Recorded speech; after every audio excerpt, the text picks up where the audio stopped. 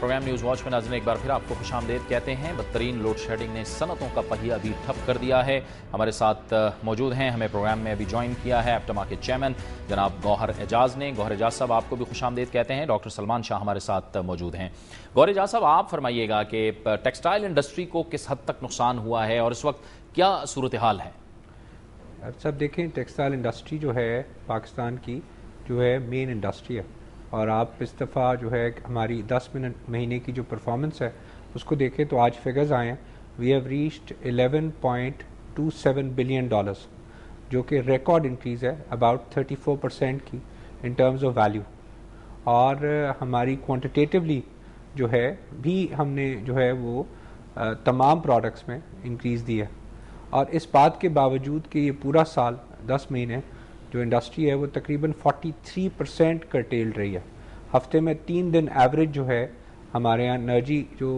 پنجاب میں 80% ٹیکسٹائل کی انڈسٹری ہے وہ ایوریج ہفتے میں 3 دن بن رہی ہے۔ آج کے دن بھی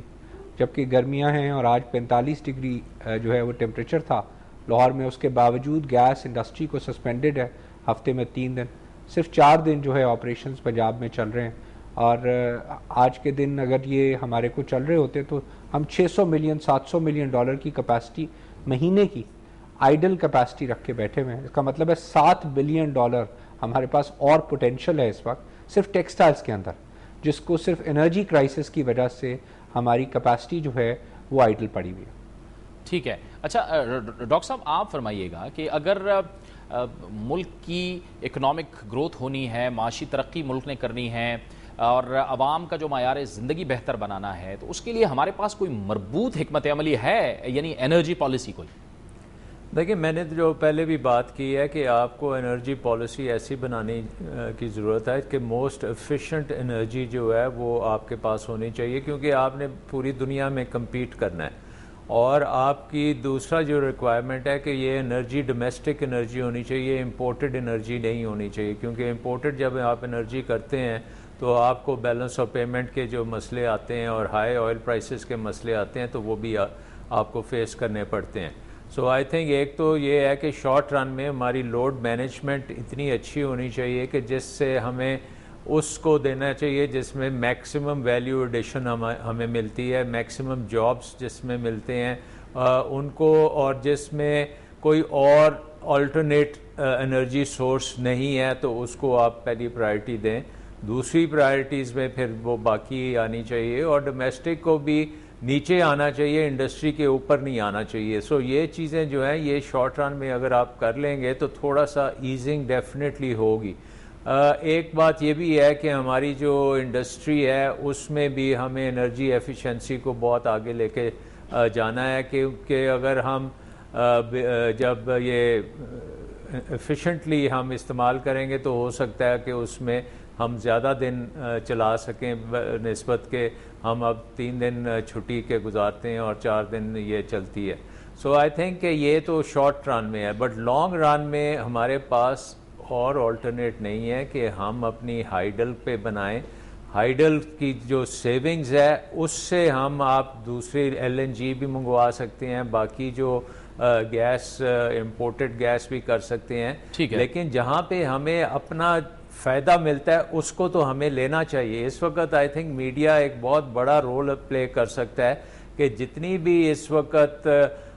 جو مس گیونگز ہیں ڈفرینٹ ایریاز میں اس کو دور کیا جا سکتا ہے، کیونکہ یہ سوائے پولیٹیکل ایشو کے اور اس میں کوئی ٹیکنیکل پرابلمز نہیں ہیں۔ اچھا ڈاکٹر صاحب آپ ہمارے ساتھ موجود رہیں گے۔ ہمیں جوائن کیا ہے متحدہ قومی موومنٹ کے رہنما خواجہ اظہار الحسن نے۔ خواجہ صاحب آپ کو بھی خوش آمدید کہتے ہیں۔ آج کراچی میں بھی ہم دیکھ رہے ہیں کہ صورتحال بڑی خراب ہے، اور KESC کا جو معاملات ہیں وہ بھی بڑے گڑبڑ ہیں، اور بجائے اس کے کہ آج KESC اپنے معاملات درست کرتی انہوں نے کراچی کے عوام کو پچھاڑ دیا۔ آپ نے بھی ظاہر ہے آپ کے علم میں تو آئی ہوگی ان کے چیف ایگزیکٹو آفیسر کی پریس کانفرنس۔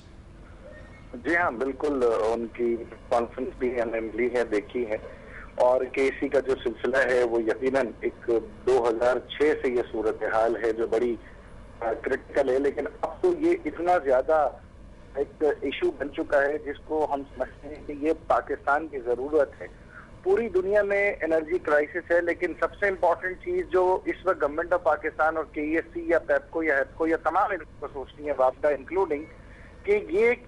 انرجی مینجمنٹ توجہ دیں، انرجی لاسز پہ توجہ دیں. اوور ٹیرفنگ یا انکریز ان دا ٹیرف یا اس کے علاوہ ایک دوسرے پہ تمام اداروں کی الزام تراشیاں, پھر جو ڈیٹ سرکولر ہیں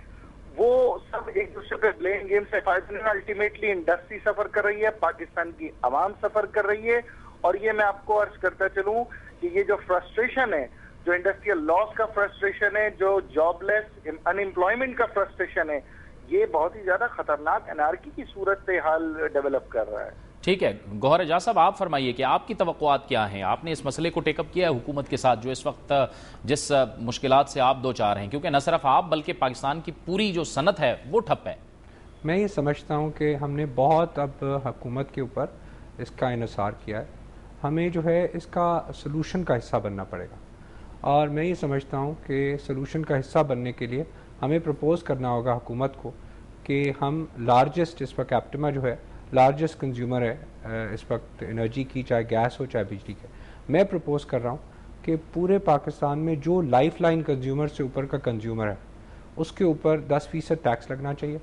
جو کہ ٹیکس ایک ایسے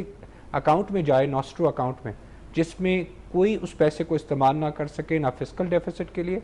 نہ کسی اور وجہ کے لیے. اس کے اوپر ایک پورا بورڈ بننا چاہیے جو کہ پاکستان کے بہترین لوگ, جس میں اکانومسٹ بھی ہوں, جس میں آپ کی جو ہے پولیٹیکل پارٹیز کے بھی لوگ ہوں, وہ اس اتھارٹی کے بورڈ پہ بیٹھیں. اس میں ہمارے انرجی منسٹر, فائنانس منسٹر بھی بیٹھیں, اور یہ بورڈ جو ہے اس پیسے کو مینج کرے. میں نے تخمینہ لگایا ہے کہ ہمارے ملک میں 1,50,000 کروڑ روپے کی بلنگ ہوتی ہے ابو لائف لائن کنزیومر تمام کیپکو اور تمام گیس کمپنیز سے. اس سے 10% ٹیکس سے ہم 15,000 کروڑ روپے سالانہ اکٹھا کر سکتے ہیں, جو کہ تقریباً $1.8 بلین بنتا ہے. 3 سال میں $5.5 بلین ہمارے پاس جمع ہوگا. اس پیسے سے ہم انڈیجنس را مٹیریل سے رن آف دا ریور پہ جو آپ کے پاور پلانٹس رکھتے ہیں وہ جلدی کمپلیٹ ہو جاتے ہیں ڈیمز کے مقابلے میں. اس پہ کہیں کسی کو ڈسپلیس بھی نہیں کرنا پڑتا, اس پہ کوئی ایشو نہیں ہے, نہ کوئی پولیٹیکل ایشو ہے. رن آف دا ریور پہ پاکستان کا پوٹینشیل اس وقت 8,000 میگا واٹ ہے.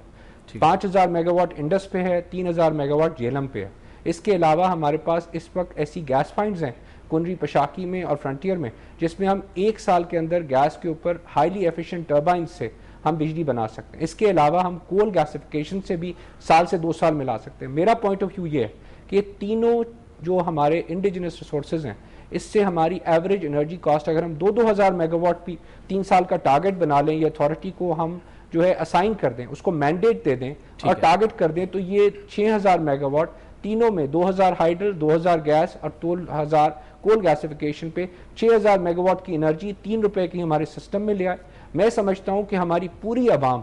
پوری قوم جو ہے اس وقت پیٹ پہ پتھر باندھ کے بھی اس کرائسس سے نکلنے کو تیار ہے. ہمیں اس کو ایسے ہی ہینڈل کرنا پڑے گا جیسے ہم نے جو ہے اپنے ارتھ کویک میں ہینڈل کیا, ہمیں ایسے ہی ہینڈل کرنا پڑے گا, بالکل قربانی دینے پڑے گی. ڈاکٹر صاحب آپ فرمائیے گا, آخری 1 سے 1.5 منٹ ہے, آپ فرمائیے گا کہ شارٹ ٹرم اور لانگ ٹرم میں کیا کرنا ہوگا؟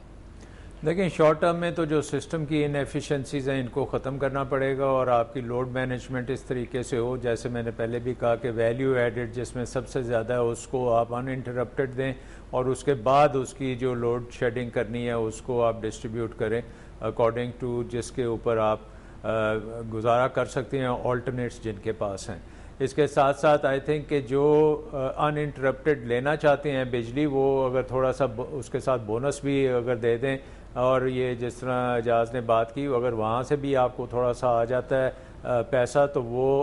اس سسٹم کی ریہیبلیٹیشن کی طرف ہم جا سکتے ہیں. اس کے ساتھ ساتھ ہمیں یہ بھی چاہیے کہ جو لانگر ٹرم 5 سال کے اندر اندر جو انرجی ہم آن لا سکتے ہیں اس کی بھی پلاننگ کریں. اور آپ کو حیرانگی ہوگی کہ ایون کالا باغ ڈیم جو ہے وہ 5 سال کے اندر اندر بجلی دے سکتا ہے. سو اس میں ودن 5 ایئر انرجی پلان میں آپ کے پاس ہائیڈل بھی ہے, کول بھی ہے, نیوکلیئر بھی ہے, یہ سارے پروجیکٹس آپ کے آ سکتے ہیں. اور ابھی میں پڑھ رہا تھا کہ ویتنام میں اگلے 5 سال میں 50,000 میگا واٹ وہ ایڈ کر رہے ہیں اپنے سسٹم میں, کیونکہ ان کی اکانومی بڑی تیزی سے گرو کر رہی ہے. تو ہمارے ملک میں جو اکانومی اگر ریکور کرے گی تو انرجی کے بغیر تو وہ ریکور نہیں کر سکے گی. سو آئی تھنک کہ ہمیں انرجی کی جو شارٹیجز ہیں ان کو بالکل آن اے وار فوٹنگ کرنا پڑے گا, اور پوری طریقے سے میرا خیال ہے کہ پرائیویٹ سیکٹر کو بھی اس میں لانا پڑے گا اور پبلک پرائیویٹ پارٹنرشپس کے ذریعے رن آف دا ریور بھی اور میجر ڈیمز بھی بن سکتے ہیں. اب آپ دیکھ لیں نیلم جیلم جو ہے وہ ایک کمپنی ہے, نیلم جیلم ہائیڈل پاور کمپنی, جس کے اوپر 10 پیسے پر یونٹ ٹیکس ہے جو اس کی ایکوٹی میں جاتا ہے, اور اس سے وہ بن رہا ہے. باقی چیزیں بھی بن سکتی ہیں. پاکستان ایک بڑا ملک ہے, جب ہم ڈیسائیڈ کچھ